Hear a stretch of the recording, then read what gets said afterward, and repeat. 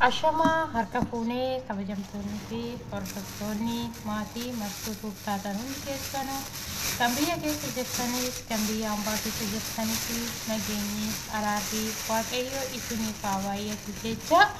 har'ammoo waan ajaa'iba ta'e tokko isinii qabadhee dhufe dhugaa rabbii jechuudha. Inni sunillee maalidha inni maaluma fidee dhufe marsuunii jechuun keessanii na fuqa. Akan video mina darbe video hojjete isin gallachiiseen ture akka waleen abbaa manaa qabdu mutire video sanirratti dammoo abbaa manaa walee naaf dawwalee akkam wantoota akkana naan jedhee ture isin jedheen ture amma moo waan ajaa'iba ta'e tokko isinitti hima. Yaa rabbii kiyya yaa barakan waan baraa manoo godhulatti kanan dubbatu kan gurguddatu jedhani amma dhaggeeffata gurrumaas qabaatu waan abbaa manaa walee naan jedhe abbaan manaa walee edaa YouTube ishii jala deebee ishii eega jechuudha. Ishii eegaa amma dubbiin maal ta'e waan inni naan jedhe ishii silaa nama biraa narratti jaalattee jirti dhugaa salphina ayyuudha kana gabba'anii dubbatachuun hordatiidhaan agaratu. Ishiin abbaa manaa biraa argattee jirti edaa ishiin duraayyuu na sobaa turte. Iriyaa biraa odoo qabdu ana waliin jireenya jammarte ani kana muluu hin beeku sababa saniifuyyuu amma ishiin barbaadu sababa saniifiyyuu eeggan guyyaa gaafa sitti haasa'uu qabeetti sirra jalaleen akka naan jedhe kana maal jettu yaa biyya kanuma tokko qanii lama qanii sadii yoo namatti haasa'an qanii arfaffaatitti jaalalli nama sanirraa nama qaba jechuudha. Maaloo kana dubbatu kan gurguddatu amma akkasitti kan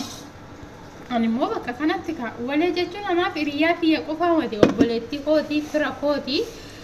wantoota baay'eedhaan dhadhaqqabdi jechuudha. Fakkeenyaaf hiriyaa kiyya qofaayyuu taate hiriyaa kootirraa dammoo abbaa manaa fi fudhachuu hin barbaadu tokko jedhaadha. Illa lammataa dammoo waleen obboleettii kootii durboota jechuudha.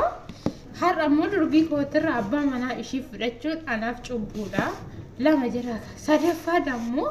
hiriyaa biyya ormaa keessatti waliin baranne wantoota meeqa muluu waliin dabarsine har'a yookaan ka'ee abbaa manaa ishiirraa fudhachu ani baay'ee natti dhaga'ame akka inni naan jedhetti jechuudha. Sababa sanitti amma kun dallanee wanni inni haasa'aa jiru jechuudha. Yoo ati na horumuu baatte ani sin dhiisu gaafa ati biyyatti galte bakka an beekan wantoota baay'ee haasa'ee jechuudha. Tumaan abboo akkanuma waan hin taane haasa'ini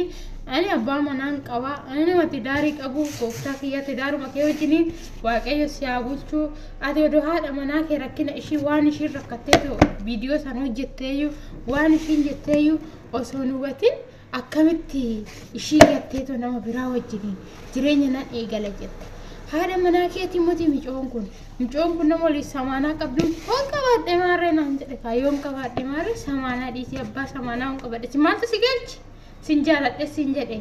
na jaalata taana na jaalata na jaalachuu baate taana sin dhiisu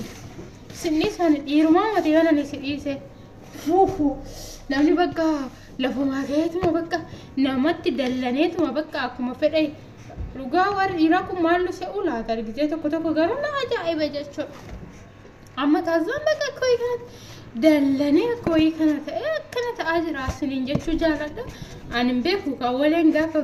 ani garuu viidiyoo kana yuutuubii keessatti gallakkisee gaafa ishee yuutuubii keessatti argite ani waan ishiin jettuudha. Garuu obboleettii koo hoggaa viidiyoo kana dhaggeeffatte adaraa sitti haa ta'u mucaa itti haasa'iitu waan jiru ittiin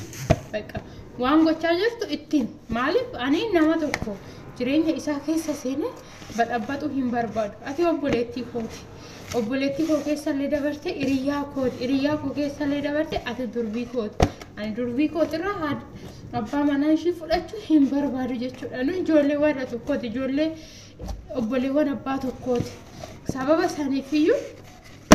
inni har'a deebi'ee obboleettii haadha manaa isaa hawwe jechuudha. Maal akka ta'e garuu biraan agabba'e. Sababa saniifiyyuu obboleettii koo bilbila isaa jalaa kaasitu wanni jiru itti himiitu maaliif ana akka inni narraa wanno jedhu narraa dhoogi jechuudha. Ani maaliif jireenya keessas diiguu hin barbaadu warri koo maallaan jedha. Eenyummaan koo maallaan jedhu maatiin koo maal laan jedhu abbaan koo maal laan jedha harmeen koo maal laan jettu soda gaari maaliif ani gaafa tidaarisin godhatan illee jireenya biyya ambaatiin illee biyya ambaa keessa ani baay'isawee gisee walee fi inni tidaarii keessa seenan ani biyya ambaa keessa hin jiru gaafa nani biyya ambaa dhufee ani immoo biyya ambaa keessatti akka inni fi ishiin waliin tidaarii godhatan iyyuu biyya ambaa keessatti dhagaye garuu eenyu akka fuudhe hin beeku ture jechuudha akka carraa ta'e immoo macarrashaa abbaa ishiin horumta san hin gaafanne ani jechuudha abbaa manaa ishee hin gaafanne akka carraa ta'e immoo inni dhufee gaafa inni aadii na gaafatee na dubbisu ani akkana kana gaafa inni naan jedhu namni kun fira kooti namni kun obboleessa kooti jedheetti dhiyaadhe akkuma ishiin obboleetti kootii malee ani ofii waan biraatiif miidhaa biraatiif ittiin dhiyaanne jechuudha garuu inni kun wantoota biraa haala biraatiin haasa'aa jira siin jechuu jaaladha waleeti jedhiifaa manaaf godhiitoo bilbila jalaa kaasiitoo itti haasa'i nama kanatti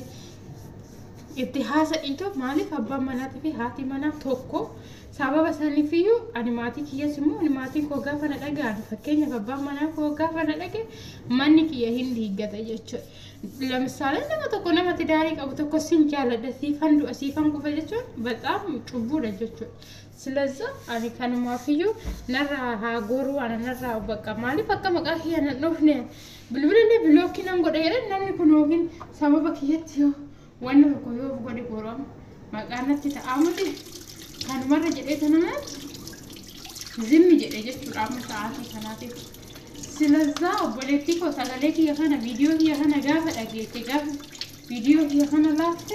abbaa manaa kee jala bilbila jala kaasite wanna jiru hundaayyuu itti himiitu kaza asradda'iitu anarraa qabe ani maaliif maatii kiyya dhabuu hin barbaadu mana kiyya diiguu hin barbaadu jechuudha lamin namni tokko beektu gaafa nama jaalatu hiriyaa haadha manaa isaa san gaafa jaalatu jechuudha gaafa haadha manaa isaa sanirraa fagaate baay'ee itti dhagaama jechuudha ittillee dhagaamu immoo ani immoo isaaf hin ta'u ka'a nama tidaarii qabu nama jireenya kiyya guddifachuudhaaf biyya kiyyaa ba'e malee nama ani yookiin nama biraa jireenya eegaluudhaaf biyyaa ba'e moti maaliif jireenya kiyya jijjiiruuf tokkoffaa maatii kiyya jijjiiruuf lammata ani jireenya koo jijjiiruuf kan biyyaa ba'e malee waan biraatiif fi moti sababa saniifiyyuu obboleetti koo itti biisin jechuu barbaada akkasuma mee obboleewwan hordoftoonni fi kabajamtoonni maatii mastuutuuf taatan hundi keessan osoo gochi akkanaa sinirra ga'e wanti akkanaa osoo sinirra ga'e maal gootu bee isin mana keessan diidanii nama dhufeetoo sinifan du'aa yoo itti na horumuu baate ani sin dhiisu akkas siniin jedha san isatti filattu ani garuu akka mataa kootitti hin filadhu maaliif jireenyi kiyya duruma jira jireenya kiyya duraa san gatee duubatti deebi'uun baay'ee ulfaata namni kun immoo sonaarra fakkeenyaaf jireenya kiyyaayyuu diigee nama kanatti kan deebi'e jedhee waan barbaadellee yoo ta'e waleen biyya ambaa keessatti naftu biyya isheetti deebi'uun ishii hin hafu gaafa ishiin biyya ishii keessatti deebite ana gateetti ishii bira deemu maal laa godhareera waa lama dhabaa nama taasisa jechuudha anis waa lama dhabduun ta'a innis waa lama dhabaa ta'a jechuudha ስለዚህ innis jireenya isaa dhabu anis immoo jireenya koo dhabu yoo lumatti hafe wayyaa abbaa koo ishuma eeggadhu hin jedheen haala akka kootitti ani akkamas kootitti akkasan jedheen garuu isin immoo mee hordoftoonni fi kabajamtoonni maatii mastuutuuf taatan hundi keessaaniyyuu mee maal jettu isin maal jettu mee ለምሳሌ namni kun keessa darbee haga ofan ajjeesaa akkasan of godhaa sillee sin ajjeesaa waati na horumuu baate akkas wantoota akkasii haasa'a jechuudha gaafa kana isinoo maal jettu mee sodaa fakkeenyaaf sodaa lubbuu teessaniitti jettanii sodaattanii nama kana jireenya keessan duraa gattanii nama kana waliin jiraatu akkam ani garuu hin godhu jechuudha wanni barbaade yoo soo dhufe baatu lubbuu tootiif ba'a malee waan akkasii saniin godhu sinin jechuu jaaladha akkasumas viidiyoo kana laayikii sheerii koomentii gochuu hin dagatina akkana naan jedhee sinin jechuu jaaladha inni biraadha immoo hagam viidiyoo biraatiin deebi'ee mee waan inni naan jedhu hunda isaatiyyuu sanittaan hima jechuudha maaliif ijoollee baay'een viidiyoo kanarra barumsa fudhachuu danda'u viidiyoo kanarra jireenya isaanii jijjiiruu danda'u sila ta'eefu viidiyoo biraa gattinee walitti deemne turtii gaarii isiniif haa ta'u baay'een isin jaaladha baay'een isin kabaja isinin jira turtii gaarii isiniif haa ta'u isinin jira nagaan naa oola nagaan naa tura turtii gaarii